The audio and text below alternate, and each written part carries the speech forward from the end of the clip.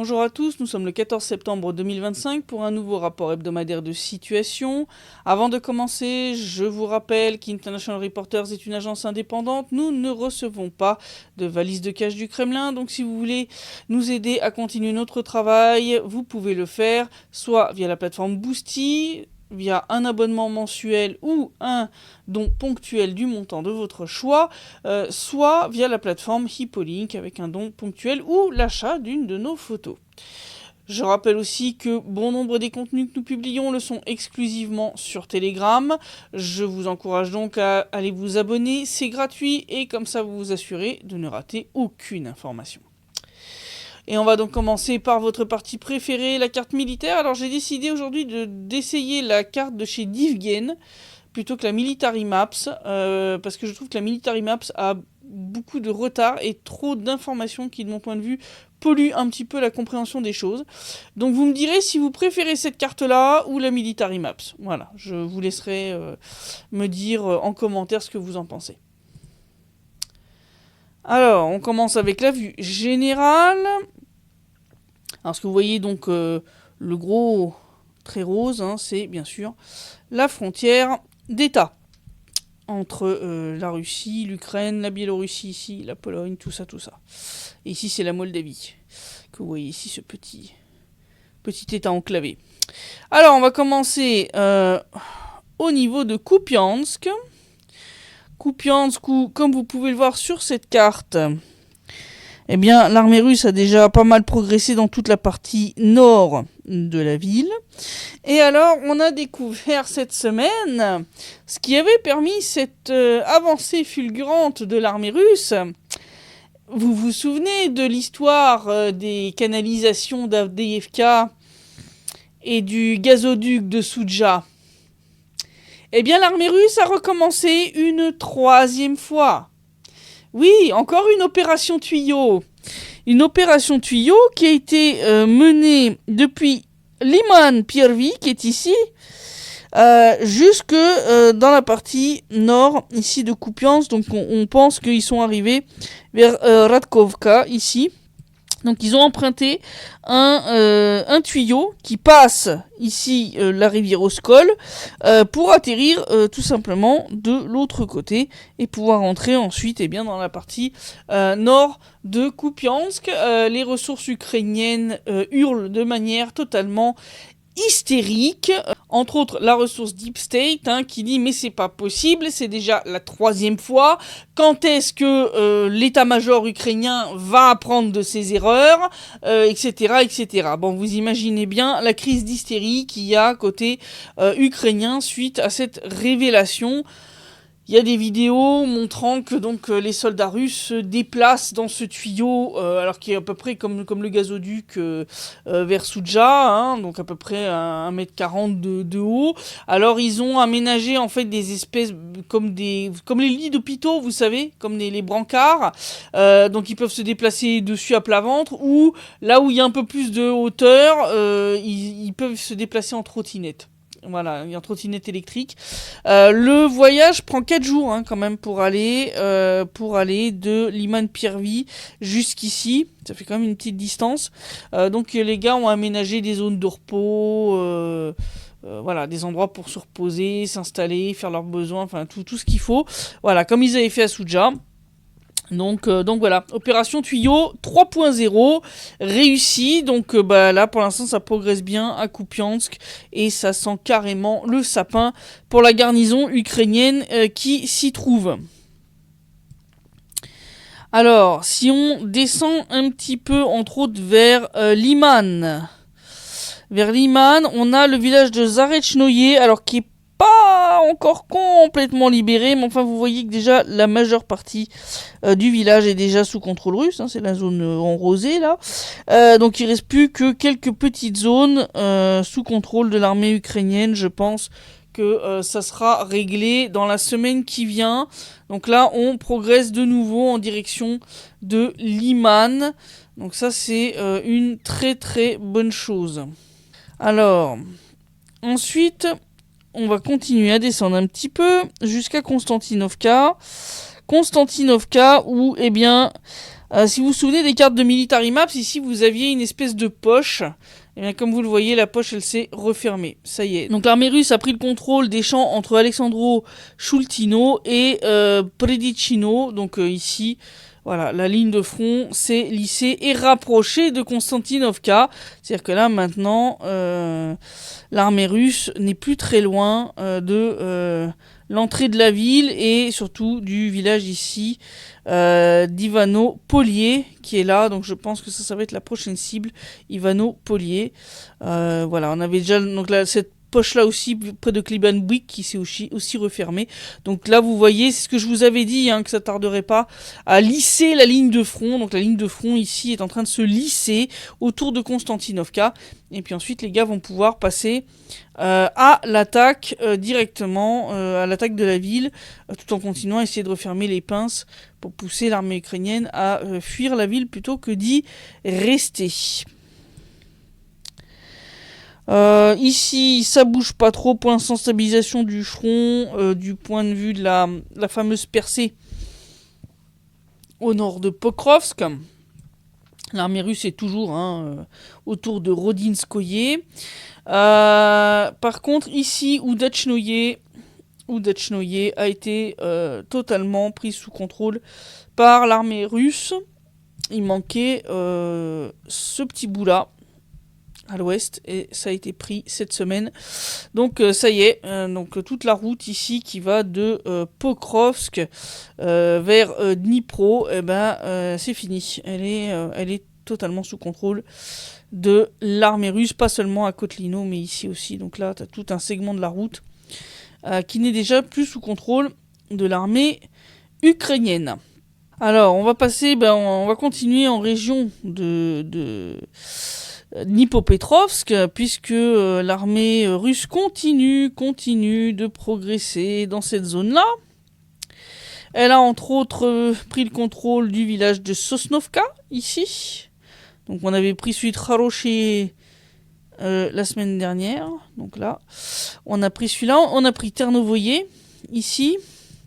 Et Novo-Nikolaïevka, ici. Donc on en est déjà à 11 villages dans la région de Dnipropetrovsk, ce qui commence à sentir pas bon pour le contrôle de l'Ukraine sur cette région, parce que comme vous le voyez dans l'ensemble quand même, si on regarde Dnipropetrovsk, à part Pavlograd ici, qui est une ville un petit peu importante, c'est de la steppe jusqu'à Dnipro, quoi. Dnipropetrovsk qui est ici. Vous voyez, c'est principalement de la steppe et des villages, des toutes petites villes. Enfin, vraiment, ça va être compliqué pour l'armée ukrainienne de s'accrocher à ça. Je pense que ça va vraiment pas sentir bon pour eux dans cette direction-là. Et alors en direction de Zaporozhye, donc Zaporozhye qui est ici. Donc la semaine dernière je vous avais parlé d'un contrôle conditionnel sur Plavny, ça a été confirmé. Donc on a pris totalement le contrôle de Plavny. Et les troupes russes sont déjà entrées dans la partie sud de Stepnogorsk et donc progressent en direction du nord. Une fois qu'ils ont pris Stepnogorsk, d'ailleurs comme vous le voyez, il n'y a pas grand chose en fait le long de cette route jusqu'à Zaporozhye même. En fait, il y a que des petits villages, c'est pareil. Donc ça va être compliqué pour l'armée ukrainienne de s'accrocher à quelque chose à cet endroit-là. En direction d'Oryechov, on a aussi des petites progressions de l'armée russe vers Malaya, Tokmachka ici. Donc là, ça commence à avancer aussi vers Oryechov. Donc le front de Zaporozhye et de Dnipropetrovsk avance carrément, activement, ainsi donc que Kupiansk et le front de Liman, Konstantinovka et Pokrovsk. Donc on a une avancée un petit peu partout sur la ligne de front depuis Kupiansk ici jusqu'à Stepnogorsk, ici en région de Zaporozhye. Voilà, donc c'est ça la situation. Voilà, ça c'est la carte générale de Divgen. Voilà.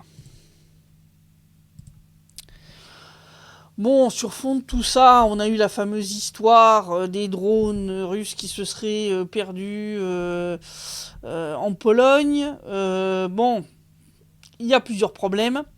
Déjà, plusieurs des drones qu'ils ont montrés. Alors, il y a un drone qu'ils ont montré comme ayant soi-disant défoncé le toit d'une maison. Les voisins, et puis même sur internet, on a retrouvé des traces, des articles de l'époque, parlant du fait que cette maison a perdu son toit il y a 2 mois dans une tornade. Donc, si vous voulez, bon. Plus, si vous regardez les drones intacts qui ont été montrés, sont tous des Gerbera. Ce sont des drones leurres. Ce sont des leurres. Ce sont des drones qui n'ont pas de charge explosive, qui n'ont pas de caméra. Ils sont juste là pour que la défense aérienne gaspille ses munitions sur eux. Pour qu'après les Guéranes puissent arriver et moins de défense aérienne pour les empêcher de faire leur travail. Le truc, c'est que plusieurs de ces Gerbera ont du scotch de partout. Et l'un d'eux, on a identifié le numéro de série comme faisant partie d'une série de Gerbera qui ont été tirés sur l'Ukraine au printemps de cette année. On les récupère pas, les drones. Quand ils tombent, ils tombent côté ukrainien. Ils tombent côté ukrainien. Ils nous les rendent pas après. Voilà. Et surtout, quand ils sont envoyés en Ukraine, ils sont envoyés à la sortie de l'usine. Il n'y a pas de scotch dessus. Non. Non. Vous en avez plusieurs qui ont du scotch sur le nez. Il y en a qui ont du scotch sur les ailes. Vous comprenez que les machins ont été rafistolés. C'est-à-dire que les Ukrainiens ont récupéré des Gerbera plus ou moins intacts, ont récupéré les ailes d'un, le nez d'un autre qui était intact, et puis ils en ont bricolé un troisième entier avec des morceaux de 3 Gerbera. C'est du rafistolage. En plus, vous voyez, ils ont atterri. Il y en a un, il a atterri sur un poulailler. Il n'y a pas une fissure dans le toit. Voilà, aucune poule n'a été blessée lors de cette mise en scène. Non, c'est du délire. Je veux dire, à la vitesse à laquelle volent ces trucs, même sans charge explosive, en touchant le sol, ils auraient dû quand même faire un petit peu de dégâts. Un petit peu, pas beaucoup, mais un petit peu. Je veux dire, quand tu les vois poser sur le sol bien droit, bien lisse, c'est pas possible. Ils auraient dû faire quand même un petit cratère en atterrissant quand même. Je veux dire, ça s'appelle la loi de la gravité. Oui. Et surtout, le fait que rien ne se perd, rien ne se crée, surtout l'énergie. Et donc, un drone volant a une énergie cinétique qui, lorsqu'il est attiré vers le sol par la gravité, se transforme en un minimum de destruction quand même. Lancer une boule de pétanque du 20e étage... Quand la boule de pétanque va atterrir sur une voiture, vous allez comprendre de quoi je parle. Ne le faites pas, c'est extrêmement dangereux, c'est un truc bien débile. Mais voilà, l'idée elle est là. Je veux dire, n'importe quel objet, à partir du moment où vous le lâchez depuis une certaine hauteur sur le sol, va créer un impact quand même. Oui. C'est conversion de l'énergie cinétique. Donc là, les trucs qui ont atterri bien à plat sur un poulailler ou sur le sol...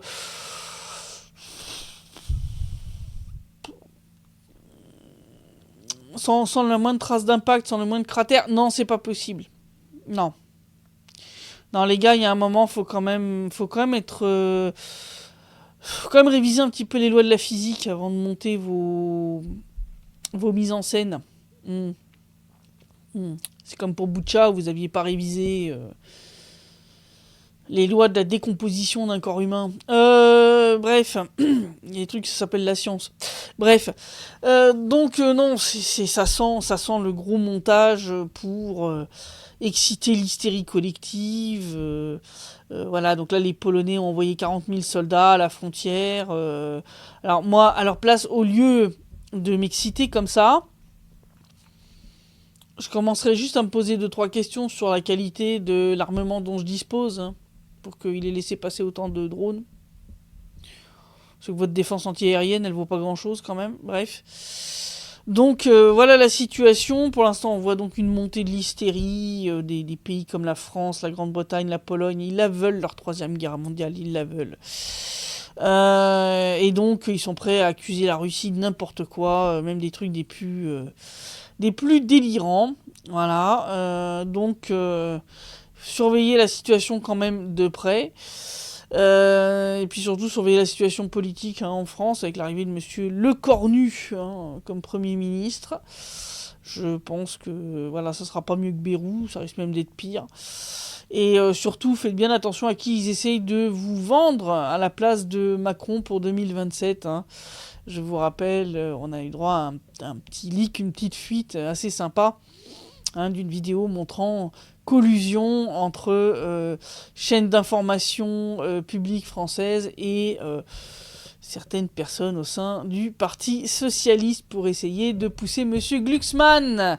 Glucksmann qui, je rappelle, avait été conseiller de Saakashvili en Géorgie après la Révolution des Roses, quand le gars faisait arrêter et torturer ses opposants. Ça vous en dit long sur ce que vous risquez d'avoir comme futur président français. Voilà.